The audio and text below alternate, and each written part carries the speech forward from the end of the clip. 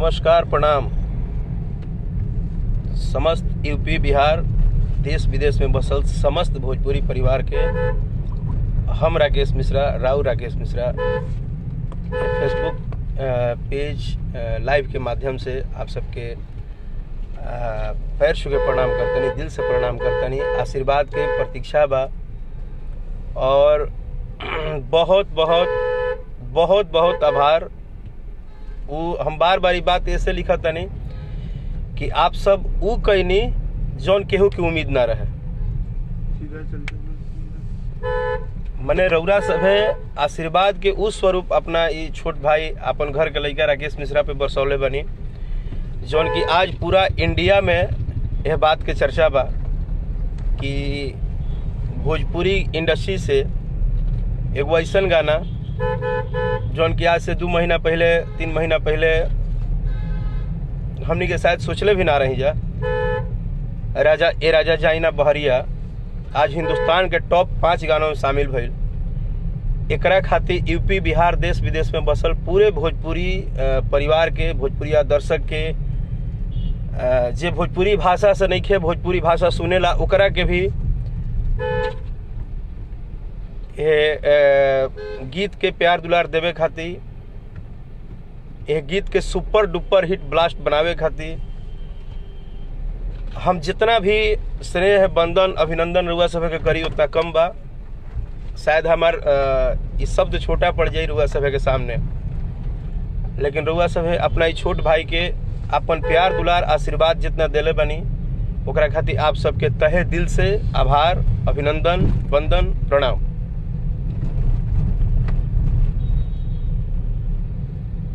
ये राजा जाइना बहरिया के सुपर हिट होके में बहुत सारा लोग के ऐसा योगदान बा। जैसे कि हम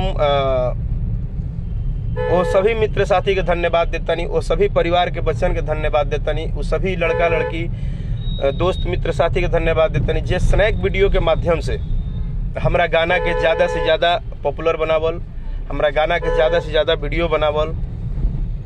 स्नैक वीडियो के जुड़े वाला सभी दर्शक बंधु जे बाड़े, सभी परिवार के जो सदस्य बाड़े, स्नैक वीडियो के जितने फॉलोअर हैं उनको दिल के गहराइयों से अभिनंदन कि रउरा सभे स्नैक वीडियो पे यह गाना के बहुत वायरल कैनी।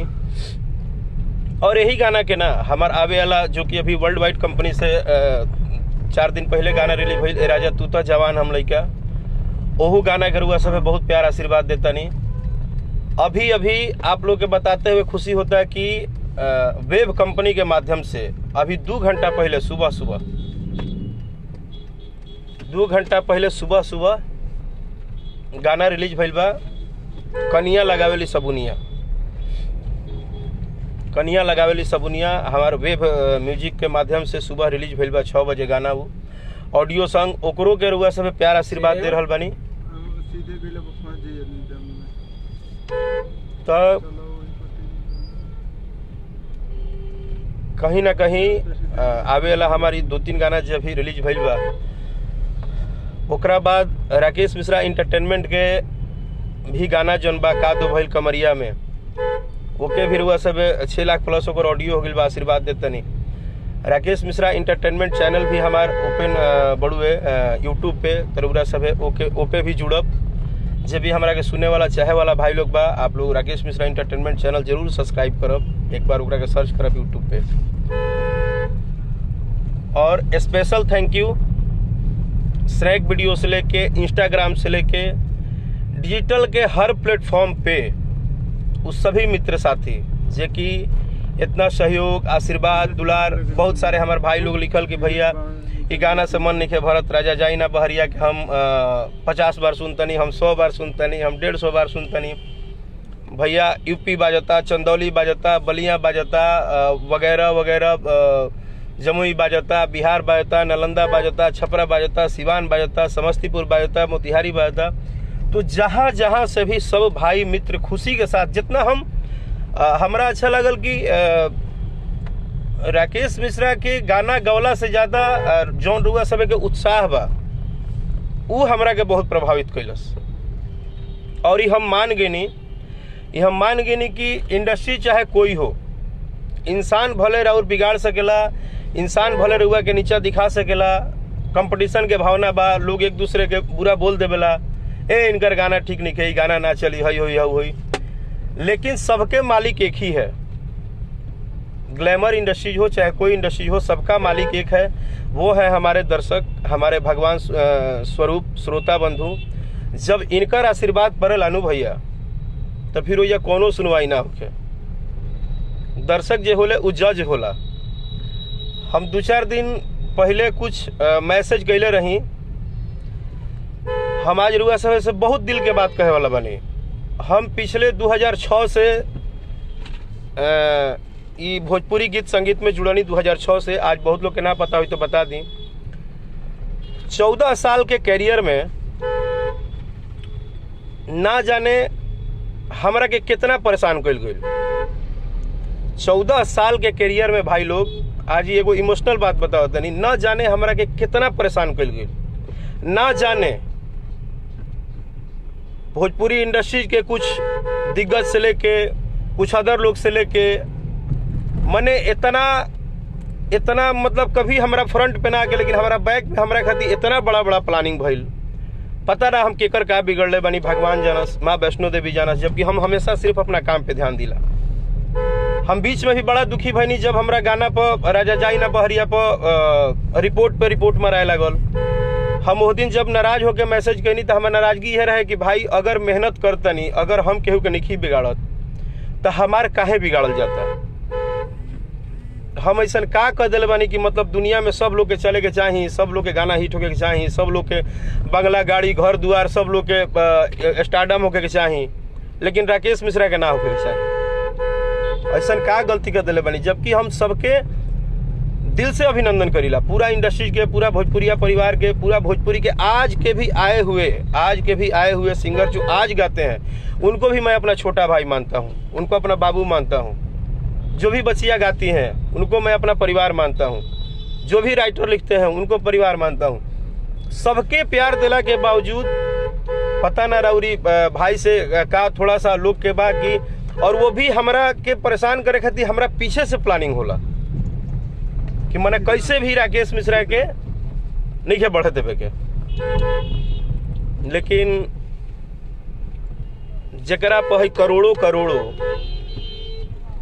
है, पूरा करोड़ों देश दुनिया में बसल भोजपुरिया समाज के आशीर्वाद होई, ओकरा जरूर परेशान कर सकिला। सत्य को आप परेशान कर सकते हैं, प्रेशर कर सकते हैं, प्लान कर सकते हैं, गेम कर सकते हैं, लेकिन भाई हम कष्ट से कष्ट के दिन तक भी झेलनी, लेकिन कभी केहू के प्रति एक शब्द हम ना बोलनी, कभी केहू के प्रति एक शब्द ना बोलनी। हमारा आँखी के सोझा हमरा लौकल, हम कितना सारा प्रूफ बा, कितना सारा ऐसा बात बा कि अगर हम डाल दी समाज में, तो समाज के आवे वाला कलाकार डर जी हैं कि इतना गेम होला भोजपुरी इंडस्ट्री में, इतना परेशान कल जाला, इतना ज़्यादा कष्ट दियाला कलाकार के। लेकिन हम सब बात के साइड में रख के अभी भी चुप बानी। अंदर दर्द बहुत बा, इतना मुंह देखावल बा भोजपुरी इंडस्ट्री में, इतना चापलूसी बा, इतना ड्रामा बा, इतना मुंह देख के आदमी एजा मने नाटक करेले कि हम बता नहीं सकत रुआ सब के। आवे वाला जे भी कलाकार बंधु बा या जेकरा भी भविष्य बनावे के बा, भाई बहुत परेशानी हुई। हम पहले बोलता नहीं कि बहुत सारा बात हुई, बहुत सारा कष्ट हुई, बहुत परेशानी हुई, लेकिन रौरा सभे के बस एक चीज ध्यान रखे के बा कि आपन हिम्मत नहीं छोड़े के। 14 साल से मेहनत करत सबके टॉर्चरिंग, सबके प्रेशर, सबके बाद हमके हमरा इंडस्ट्री में लोग का ना बोलल, हम कान से जब सुनत रही ना तो लागत रहे कि शायद कभी कभी दिल करते रहे कि हम सुसाइड कर ली। कभी कभी लगता था कि मैं सुसाइड कर लूं, लोग इतना मुझे टॉर्चर किए हैं इस इंडस्ट्री में। मैं भावुक हो जाता था, रो देता था कि लोग मेरे साथ क्यों ऐसा कर रहे हैं। आज इसीलिए मैं भावुक हो कि आप लोग से लाइव आया हूं और मैं सबको ये बताना चाहता हूँ कि जब तक आप जैसे श्रोता भगवान, जब तक भगवान रूपी श्रोता का आशीर्वाद रहेगा, किसी कलाकार को टॉर्चर होने की जरूरत नहीं है। ये हमारा काम छीन सकते हैं, हमारा सिनेमा छीन सकते हैं, हमारा एल्बम प्रेशर में बंद करा सकते हैं, हमारे लिए 10 जगह गेम कर सकते हैं, इनके चमचे बेलचे 50 को गाली दे सकते हैं फेसबुक पे, मैसेज पे, ये ग्रुपिंग कर सकते हैं। लेकिन जब आप जैसा परिवार, आप जैसा भाई, माँ, बहन, चाचा, चाची जब सुनेंगे राकेश मिश्रा को, तो कोई कुछ नहीं कर सकता है मेरे भाई। मैं 14 साल के करियर में बोल रहा हूँ बार बार कि मैंने कभी भी कुछ भी नहीं बोला। अपने पे कितना भी मेरे पे आफत आया, मैं आप लोग के सामने कभी नहीं रोया, कभी नहीं बोला। लेकिन जब मेरा एक गाना मार्केट में आप लोगों ने आशीर्वाद दिया, तो सारे धुरंधर और सारे गैम्बलर लोग ये कह रहे हैं कि कैसे ही गाना 50 मिलियन हो जाए, कैसे ही 100 मिलियन हो जाए, कैसे राकेश मिश्रा सुपरस्टार हो जी हैं, कैसे राकेश मिश्रा के गाना ब्लास्ट हो जाए। इस गाने को रुकवाने के लिए लोगों ने रिपोर्ट पे रिपोर्ट। कुछ लोग तो ऐसे हैं जो डिजिटल में बैठ के अपने आप को भगवान कहते हैं कि हम डिजिटल के भगवान हैं, हम चाहेंगे तो राकेश मिश्रा चलेंगे, हम नहीं चाहेंगे तो राकेश मिश्रा बर्बाद हो जाएंगे।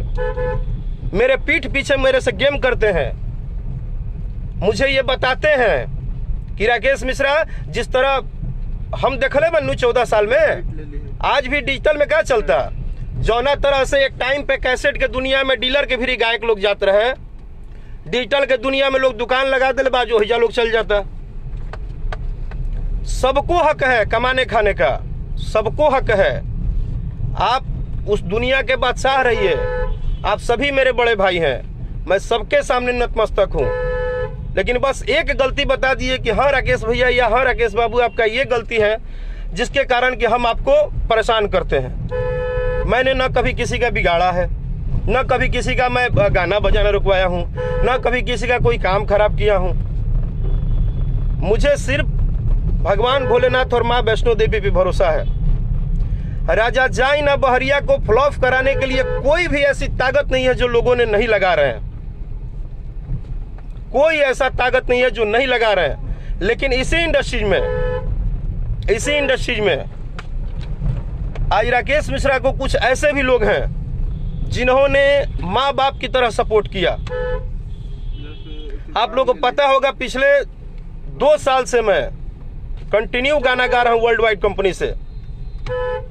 मैं धन्यवाद करूंगा रत्नाकर सर का, मैं वर्ल्ड वाइड कंपनी के ओनर रत्नाकर सर का धन्यवाद करूंगा कि जब लोगों ने, जब सारी गेम पोजीशन प्लानिंग ने जब राकेश मिश्रा को विवश कर दिया कि अब राकेश मिश्रा या तो तुम सुसाइड कर लो या तो गाना बजाना छोड़ दो। ये आज से लॉकडाउन की बात है मेरे भाई। मैं बोला था ना कि मैं लाइव आऊंगा तो बहुत सारी दिल की बात बताऊंगा। आज से 6 महीना 7 महीना लॉकडाउन के करीब में ऐसा हालत था कि सबने इग्नोर कर दिया था। लेकिन इंडस्ट्री के जितने भी अच्छे प्रोड्यूसर हैं, अच्छे डायरेक्टर हैं, अच्छे कंपनी ओनर हैं, वर्ल्ड वाइड हो, वेब हो, उसके बाद ये अपने जितने भी बड़ी चैनलें हैं, सभी कंपनी को बोल रहा हूँ, सभी कंपनी मालिक ने प्यार दिया, सपोर्ट दिया, सबने सपोर्ट किया। लेकिन स्पेशली मैं रत्नाकर सर को बोलता हूँ कि उन्होंने मुझे सहारा दिया,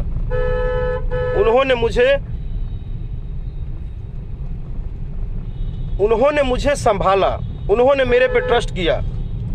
वो हमेशा बोलते थे कि तुम बहुत अच्छा गाते हो, तुम सिर्फ अपने गाने पे फोकस करो, तुम सिर्फ अपने काम पे फोकस करो।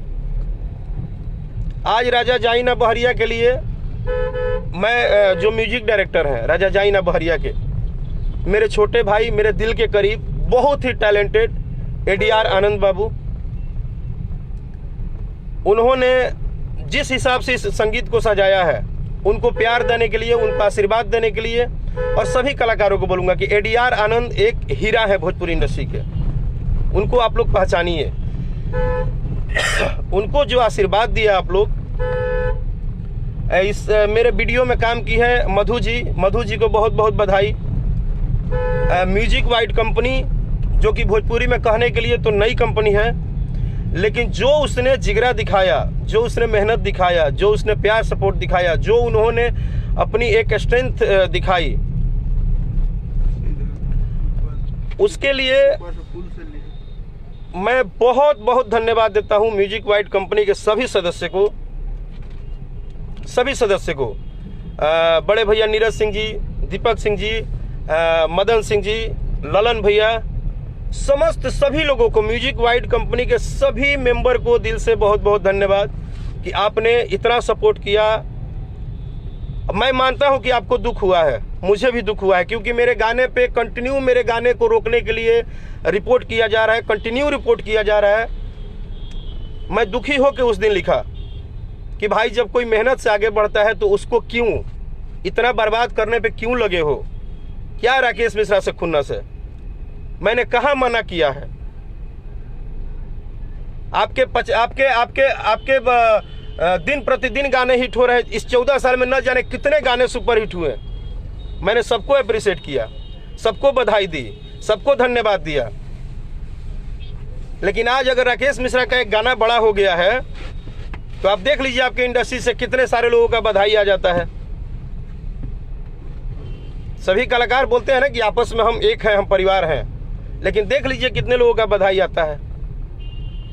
तो मैं सब कुछ देखता हूं, सब कुछ सहता हूं, सब मुंह दिखावल दुनिया मुझे दिखता है। लेकिन मैं 14 साल से अगर कान में सबका बात सुन के, सबका बात सुन के, सबका टॉर्चरिंग सुन के, सबका प्रेशर सुन के, सबका इग्नोरेंस देख के, सबका दबाव सुन के अगर मुझे भरोसा था तो भगवान रूपी श्रोता समाज पे भरोसा था कि एक न एक दिन ये राकेश मिश्रा को समझेगा, पहचानेगा, जानेगा, इसको एहसास होगा कि ये भी एक भाई है जो हमेशा मेहनत करते रहता है, हम लोग क्यों नहीं आशीर्वाद देते हैं।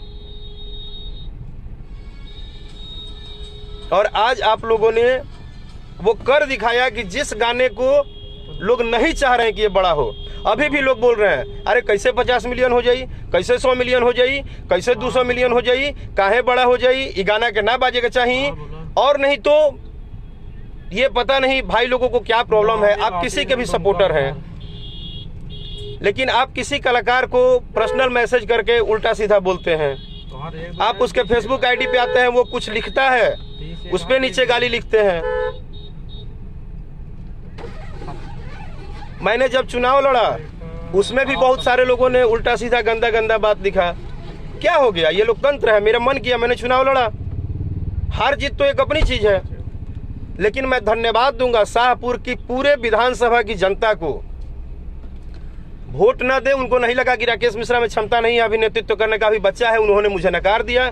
लेकिन एज ए कलाकार मैं जिस घर में भी गया, जिसके पास भी गया, सबने मुझे बेटे की तरह आशीर्वाद दिया। सबने अपने अपने घर में, अपने अपने गांव में, अपने अपने लोगों में, अपने अपने मित्र साथी में बहुत प्यार दुलार दिया।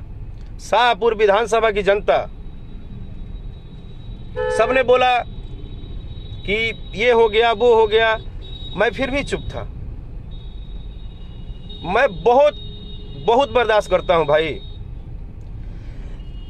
मेरे साथ क्या क्या हुआ है और मुझे कितना प्रेशराइज किया गया है, मैं उसका अगर 2% भी आप सबके बीच में रख दूं तो शायद आप लोग का दिल दहल जाएगा। लेकिन मैं नहीं बोलता हूं, मैं सिर्फ बर्दाश्त करता हूं, क्योंकि मुझे उसी पे भरोसा है जो कि सबका जज है।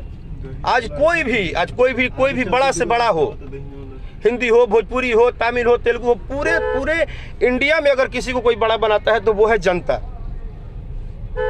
वो है हमारे श्रोता, हमारे भगवान।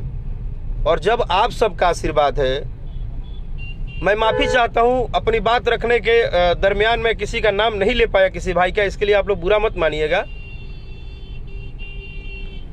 लेकिन आप सबने जो आशीर्वाद दिया है, जो स्नेह दिया है, जो प्यार दिया है, लोग बोलते हैं राकेश मिश्रा के पेज पे 1 करोड़ फॉलोअर कहाँ हैं, राकेश मिश्रा को, उनके हम ग्रुप के हैं, हम उनको चाहते हैं तो क्यों फॉलो करें, हम राकेश मिश्रा को खूब टोन करेंगे, हम टोनबाजी करेंगे, हम उनको गाली देंगे, हम उनको डिस्टर्ब करेंगे। आप लोग कीजिए, आपका जो इच्छा करे आप कीजिए, क्योंकि आप भगवान हैं मेरे। भगवान अगर नाराज भी होते हैं तो भक्त का काम होता है उनको मनाना। मैं आपको आजीवन अपने भोजपुरिया दर्शकों को सिर्फ मनाऊंगा। अगर आप मेरे से नाराज भी हैं, आप किसी को भी प्यार करते हैं तो आप अपने छोटे भाई को भी प्यार दीजिए, उसी प्यार में से 2% इस राकेश मिश्रा को भी दीजिए। ए राकेश के भी इतना प्यार आशीर्वाद दी कि इराउर सेवा करस, रउरा खातिर दिन प्रतिदिन गाना बढ़िया देश। आप सबके बीच में काल सुबह ए राजा तू तो जवान हम लड़का के वीडियो आवेला बा। हम चाहत नहीं कि रउरा सब वो वीडियो के देखी, आशीर्वाद दी, दुलार दी, प्यार दी। रउरा सभे जौनी ताकत दे तनी ना, रउरा सभे के संजीवनी है। आज राकेश मिश्रा के कुछ लोग तो कह दल रहे कि डेट, राकेश मिश्रा डेट, राकेश मिश्रा नहीं बज रहे हैं, राकेश मिश्रा नहीं चलते हैं। लेकिन ये जज जो बैठा है, ये जो भगवान श्रोता बैठे हैं, जो मेरे भाई बहन चाचा चाची परिवार माँ बाप के स्वरूप में न जाने हजारों हजार लोग हैं। मैं इंडस्ट्री के सभी गीतकार, हमारे दिल के रहने करीब रहने वाले छोटन मनीष जो कि हमारा छोटा सा प्यारा भाई है, उनका एक गीत गाया हूँ, राजा तू तो जवान हम लड़का। हमारे बड़े भैया अंगद शुक्ला जी, मंगल बाबा, तमाम सभी उन लोगों का मैं आभारी हूँ जो मुझे, मेरा परिवार, मेरा छोटा बाबू शशांक जी, मैं उन सबका आभारी हूँ जिन्होंने मुझे प्यार आशीर्वाद दिया, जिन्होंने संजीवनी दिया, जिन्होंने 14 साल का अंदर तपता हुआ एक शरीर जो कि चुपचाप सिर्फ बर्दाश्त कर रहा था। मैं भोजपुरी इंडस्ट्री के सभी प्रोड्यूसर, डायरेक्टर, टेक्नीशियन, सभी पीआरओ, सभी लोगों को दिल से धन्यवाद, सभी वरिष्ठ अभिनेता अभिनेत्री, सबको दिल से धन्यवाद कि सबके आशीर्वाद प्यार दुलार के बदौलत आज ये गाना एक इतिहास बनाने जा रहा है।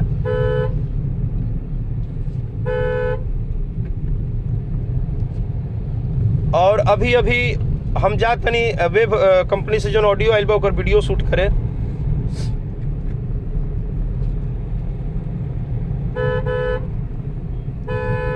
पाँच किलोमीटर बाद भकुरा है।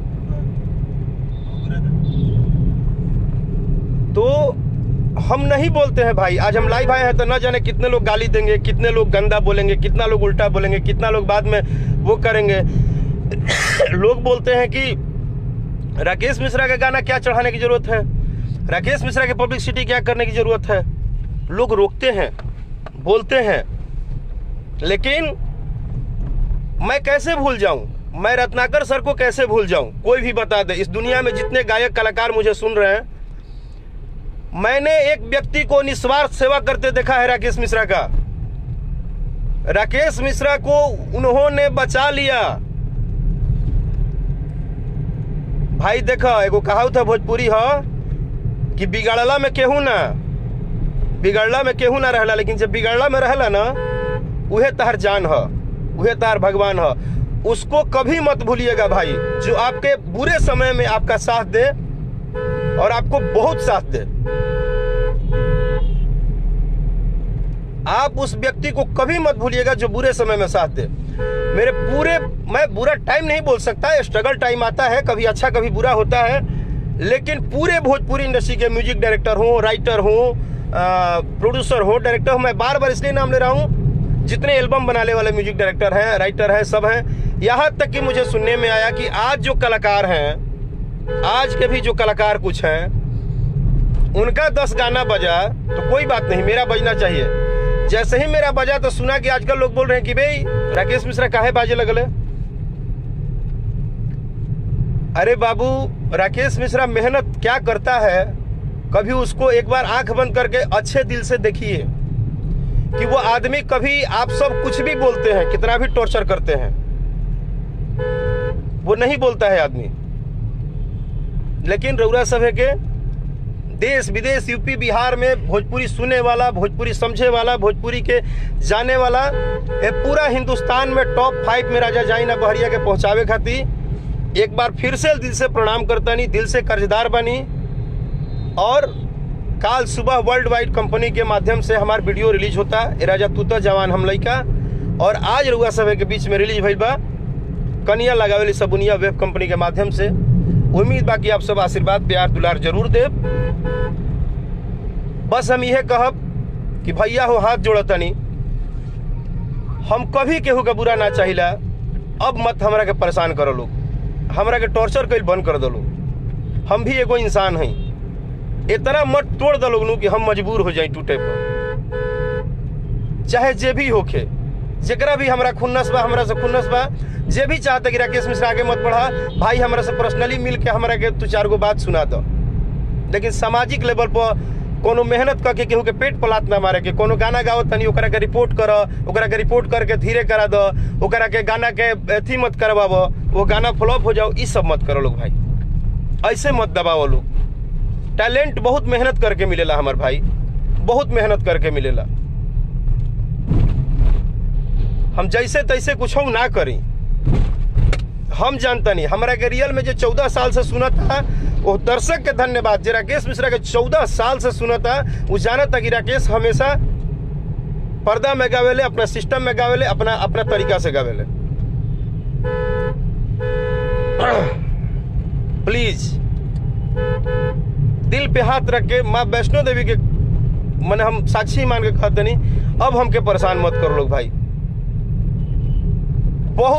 बहुत इंडस्ट्री में होता, बहुत चापलूसी गिरी, बहुत मुंह देखावल बा, रुआ सब मुंह देखावल करी, चापलूसी गिरी करी, लेकिन वही में है राकेश के कष्ट मत दी। अगर हमको बना नहीं सकते हैं तो मुझे बिगाड़िए मत। ये श्रोता हैं, ये सच्चे श्रोता हैं, ये दर्शक बंधु हैं, ये भगवान हैं, ये बहुत निश्चल होते हैं, ये निर्छल होते हैं, इनके मन में कोई कटु अथी नहीं होता है। मैंने यहां तक देखा कि श्रोता बंधु आपस में बेचारे एक दूसरे को उल्टा बोल देते हैं, बाद में सभी कलाकार एक ही होते हैं, सब लोग एक ही होते हैं। तो श्रोता बंधु आपसे यही बोलेंगे कि भोजपुरी भाषा को बढ़ाइए, भोजपुरी गाने को बढ़ाइए, जो भी अच्छा गाए। भोजपुरी इंडस्ट्री का जितने भी हमारे बड़े सुपरस्टार भाई हैं, जितने भी हमारे छोटे भाई हैं, जिसका अच्छा गाना हो उसको सपोर्ट कीजिए, किसी को बाइकाट मत कीजिए, सबको प्यार दीजिए। जो अच्छा गाए उसको आप लोग सपोर्ट कीजिए। मुझे अगर आप नाराजगी में गाली देते हैं तो मुझे गाली दीजिए, लेकिन गाली देने के बाद भी मुझे प्यार दीजिए। मैं तो यही बोलूंगा, क्योंकि मैं आप सबको मैं कभी कुछ नहीं बोल सकता।